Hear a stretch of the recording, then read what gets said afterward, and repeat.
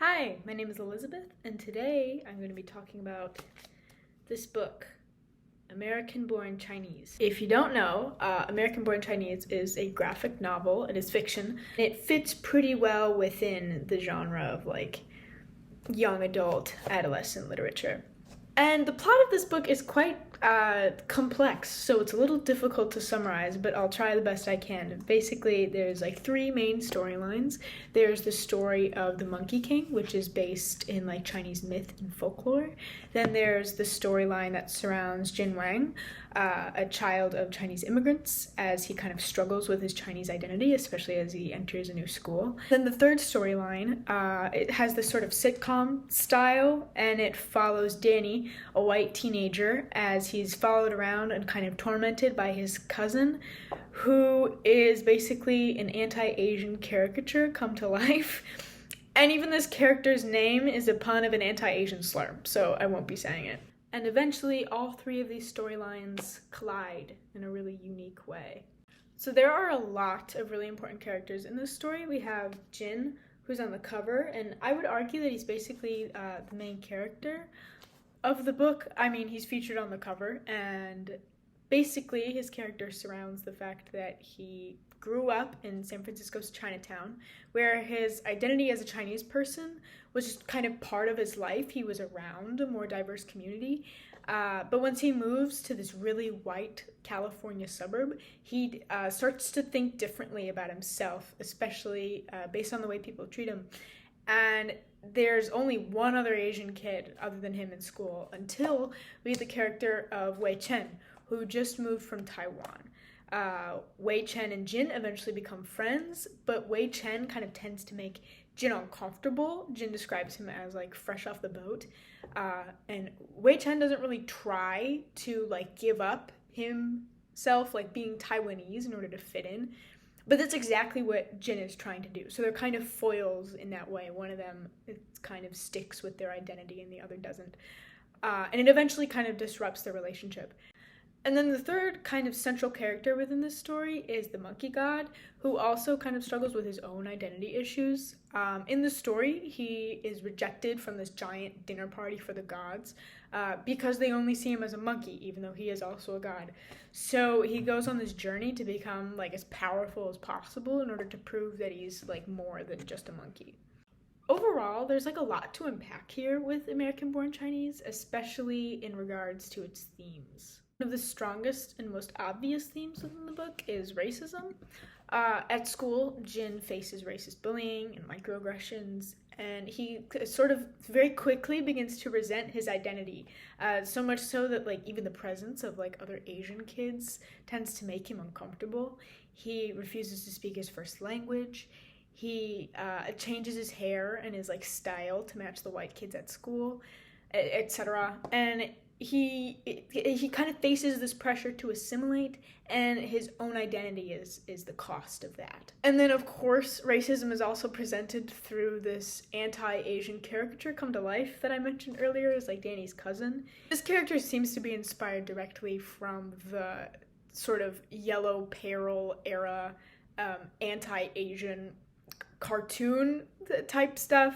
He has super over exaggerated features slanted eyes, buck teeth, unnaturally yellow skin, and he also switches his R's for L's and a bunch of other really uncomfortable things. And he basically represents every anti-Asian stereotype in this living form.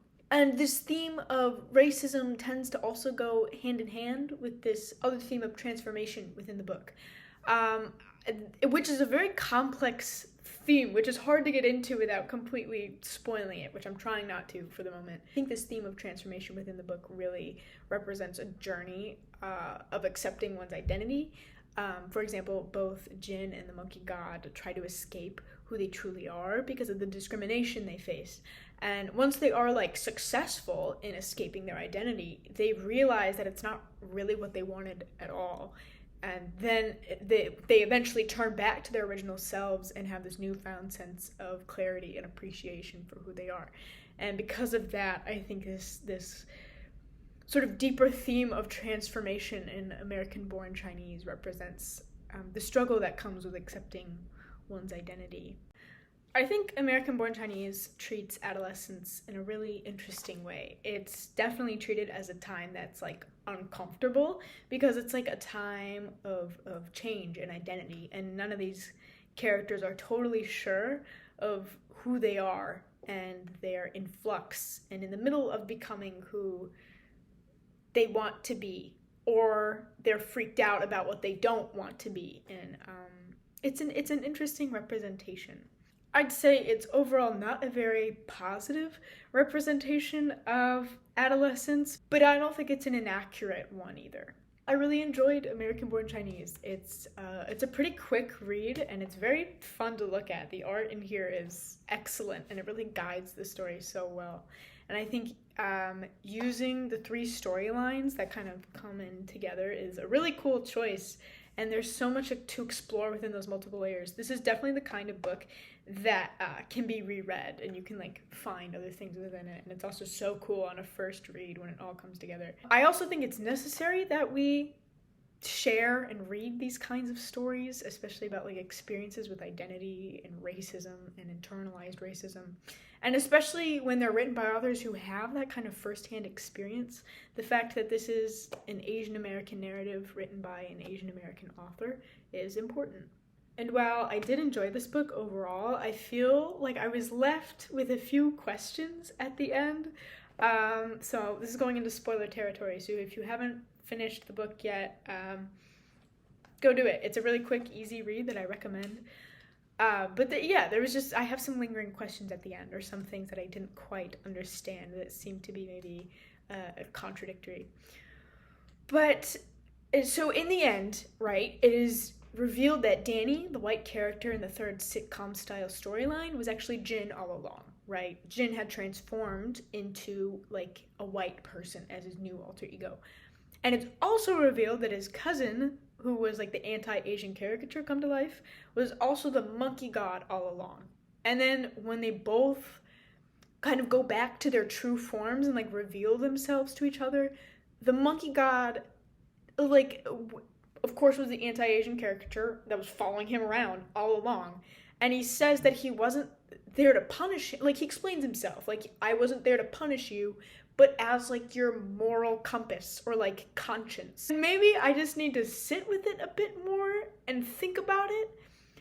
But I didn't quite, the dots didn't connect for me there. Like, would this mean that the racist anti-Asian caricature was meant to bring Jin back to his Asian identity? Like, it didn't make much sense to me, but maybe there was something I missed. With all that being said, the ending overall is still pretty cool and makes sense for the most part. That was just something that maybe went over my head. I don't know. One of the main takeaways I've gained from my experience of reading American Born Chinese is, I guess, a different perspective on identity-based storytelling. I think there are a lot of stories where characters have really strong confidence in their identity.